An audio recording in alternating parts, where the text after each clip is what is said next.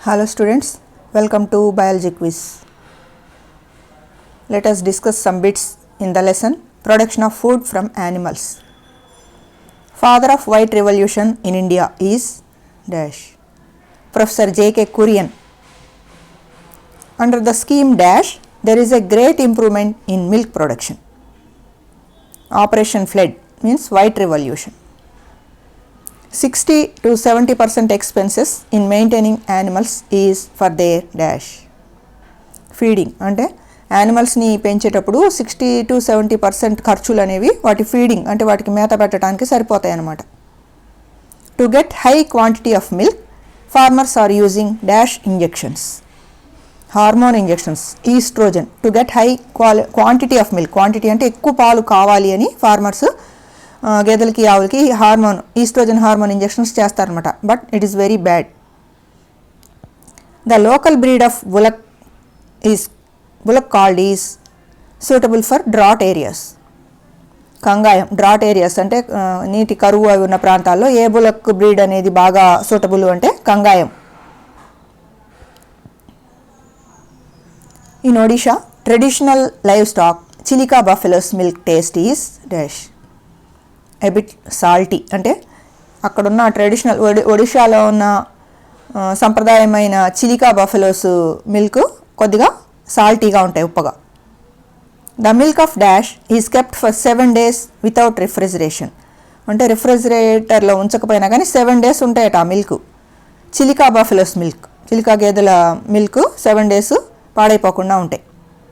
Production of dash is also an important issue in cattle rearing.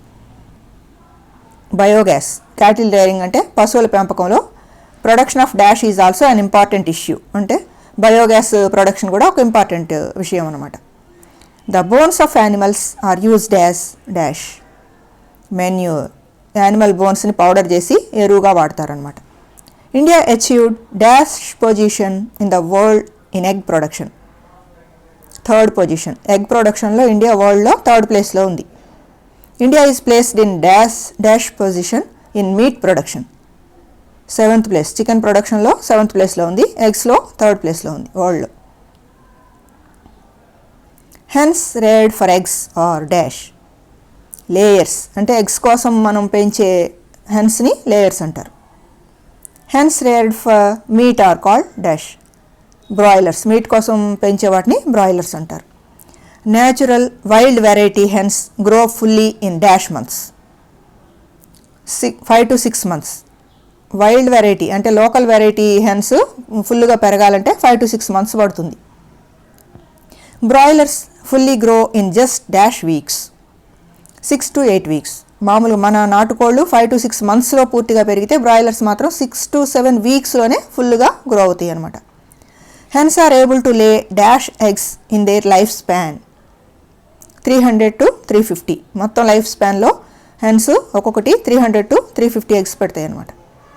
The Indian traditional variety hen is dash Aseel. దాన్ని బెరిస కోడి అంటారు. మన సాంప్రదాయ variety అనమాట hen, నాటు కోడి. For hatching eggs artificially dash are used by chicken breeders. Used spelling తప్పుపడింది, sorry. ఎగ్స్ని ఆర్టిఫిషియల్గా హ్యాచ్ చేయడానికి అంటే పొదిగించడానికి చికెన్ బ్రీడర్స్ అంటే కోడిగుడ్ల పిల్లల పెంపకందారులు ఏం వాడతారు? Incubators. Rate of hatching is more in the period dash from January to April. ఈ జనవరి టు ఏప్రిల్ మధ్యకాలంలో హ్యాచింగ్ రేటు అంటే పొదిగే రేట్ అనేది ఎక్కువగా ఉంటుందన్నమాట.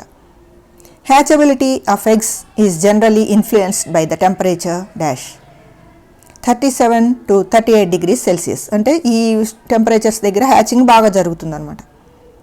Time taken for hatching of eggs is dash 21 days. ఒక ఎగ్ హ్యాచ్ అవ్వడానికి పట్టే time 21 days. Full form of NECC is dash NECC అంటారు కదా, NECC national egg coordination committee. The second largest bird in the world after ostrich is dash emu. వరల్డ్లో largest ostrich bird, దాని తర్వాత bird emu. Emu is the flightless bird from the country dash Australia. ఇది flightless బర్డే, ostrich లాగే, అది ఆస్ట్రేలియాకి చెందింది, endemic అనమాట.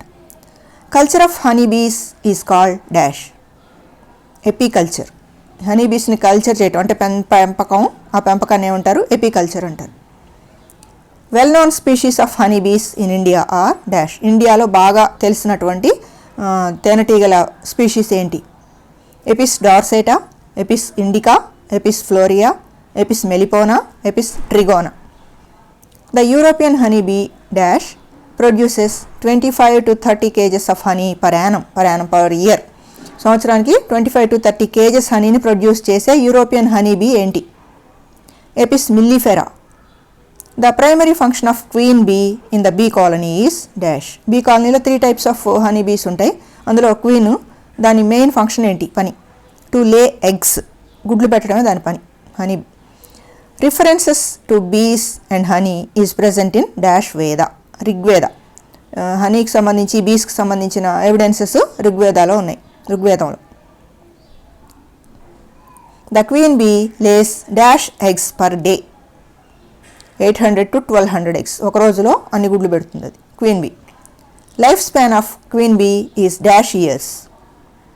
2 to 3 years. అది బతుకుతుంది అనమాట. 2 to 3 years queen.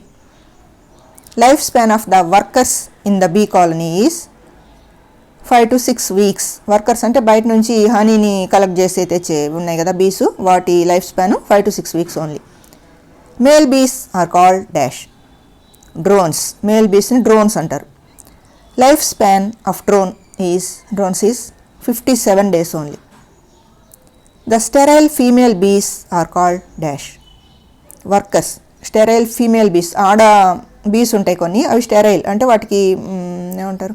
They cannot produce eggs అనమాట. వాటిని వర్కర్స్ అంటారు. Plants which contain nectar and pollen liked by bees are called dash.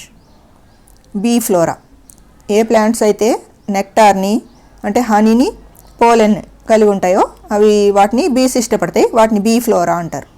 Dash and dash are the other products in apiculture.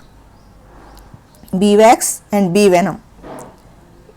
ఎపికల్చర్లో main product honey, other products bee wax అంటే దాని నుంచి వచ్చే మైనం అంటారు కదా అది, బీ వెనమ్ విషం, వాటి విషం, అవి రెండు కూడా బై ప్రోడక్ట్స్ అవుతాయి. Bee venom is used for the preparation of dash in homeopathy. Bee venom అంటే తేనెటీగల విషాన్ని హోమియోపతిలో ఏం ప్రిపేర్ చేయడానికి వాడతారు? ఎపిస్ టింక్చర్ అనే ఒక మందు తయారు చేయడానికి వాడతారు. The length of Indian coastal line is dash kilometres. 7,500 kilometers. 7,500 kilometers. Fish larvae or fish eggs are called as dash. Fish seeds or breed. An important fish which is available in our marine area is dash. మన marine ఏరియాలో ముఖ్యమైన fish tuna. Cultivating fish in fresh and salt water is called dash. Aquaculture. ఫిషెస్ని salt వాటర్లో, fresh వాటర్లో పెంచడాన్ని aquaculture అంటారు. In dash system 5 or 6 species of fish are used in a single pond. Composite fish culture system అంటే ఒక పాండ్లో ఒక variety of ఫిష్నే పెంచుతారు మామూలుగా అయితే, కానీ కాంపోజిట్ ఫిష్ కల్చర్ సిస్టంలో 5 or 6 స్పీషీస్ని కలిపి పెంచుతారు అనమాట. The programme of increasing fish production is dash. Blue revolution. The seaweed used as phycocolloid in industry is dash. Agar. ఈ వీడియో మీకు నచ్చినట్లయితే లైక్ పెట్టండి దాని కింద. అట్లానే మీ 8th class ఫ్రెండ్స్కి షేర్ చేయండి. ఇంకా సబ్స్క్రైబ్ చేయని వాళ్ళు please subscribe to my channel. Thank you for watching.